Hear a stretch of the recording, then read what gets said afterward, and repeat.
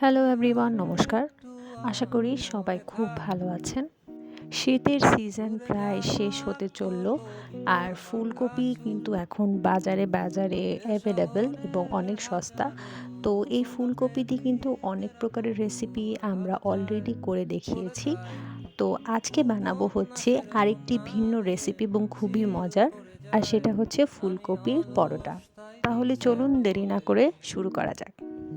আমি এখানে গ্রেট করা ফুলকপিকে আদা রসুন বাটা এবং হলুদ হলুদ মরিচ গুঁড়া এবং পরিমাণ মতো লবণ দিয়ে ভালো মতো মেখে একটি ময়দার ডো করে তাতে পুর ভরে ভালো মতো বেলে নিচ্ছি, দেখতেই পাচ্ছেন।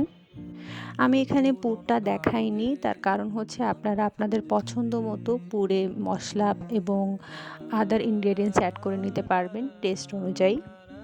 এরপর কিছুই না, প্রথমে আমরা রুটিটাকে ভালো মতো একটু সেঁকে নিয়ে এরপরে আমরা এখানে তেল দিয়ে ভেজে পরোটা বানিয়ে নেব।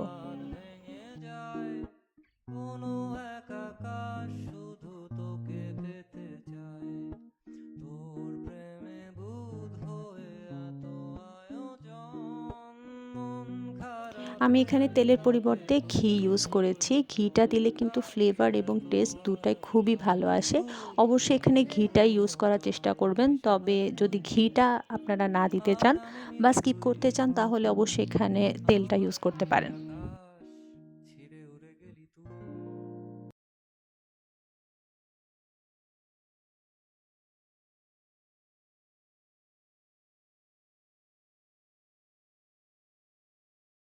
এরপর আর কি গরম গরম পরিবেশন করুন হাঁসের মাংস এবং মিষ্টি আচারের সাথে।